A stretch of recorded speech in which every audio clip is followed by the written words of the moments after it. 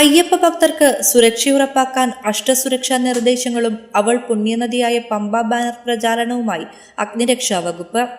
അയ്യപ്പ ഭക്തരുടെ സുരക്ഷ മുൻനിർത്തി അഷ്ടസുരക്ഷ എന്ന പേരിൽ 8 സുരക്ഷാ നിർദ്ദേശങ്ങൾ അടങ്ങിയ തുണി ബാനറുകൾ പമ്പയിൽ സ്ഥാപിച്ചു. ഇതുകൂടാതെ പമ്പാ നദിയിൽ അപകടരഹിതമായ പുണ്യസ്നാനം ലക്ഷ്യമിട്ട് അവൾ പുണ്യനദിയായ പമ്പ എന്ന ബാനർ പ്രചാരണവും ഫയർഫോഴ്സ് പമ്പയിൽ ആരംഭിച്ചിട്ടുണ്ട്.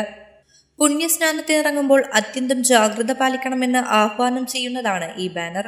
ഇംഗ്ലീഷിലും മലയാളത്തിലുമാണ് ബാനറുകൾ തയ്യാറാക്കിയിട്ടുള്ളത്. ശബരിമലയിൽ അപകട സാധ്യത ഒഴിവാക്കാനുള്ള നിർദ്ദേശങ്ങൾ ഉൾപ്പെടുത്തിയാണ് അഷ്ടസുരക്ഷ തയ്യാറാക്കിയിരിക്കുന്നത്. അയ്യപ്പ ഭക്തർ തീപിടിക്കാനിടയുള്ള വസ്തുക്കളോ ദ്രാവകങ്ങളോ കൊണ്ടുവരരുത്. കർപ്പൂരവും വിറകു കഷ്ണങ്ങളും കാടുകളിലേക്കോ തീപിടിക്കാനിടയുള്ള സ്ഥലങ്ങളിലേക്കോ വലിച്ചെറിയരുത്.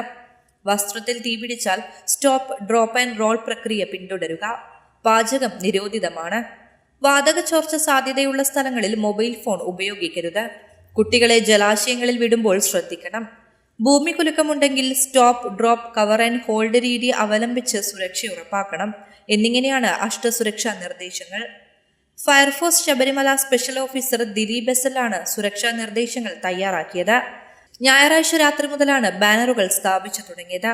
Sabarimala ADM Arun S Nair, Pamba fire station officer Baburaj, ശബരിമലയിൽ ഡ്യൂട്ടിയിലുള്ള ഫയർ ആൻഡ് റെസ്ക്യൂ ഉദ്യോഗസ്ഥർ എന്നിവർ പങ്കുചേർന്നു. News bureau, Sannidhanam.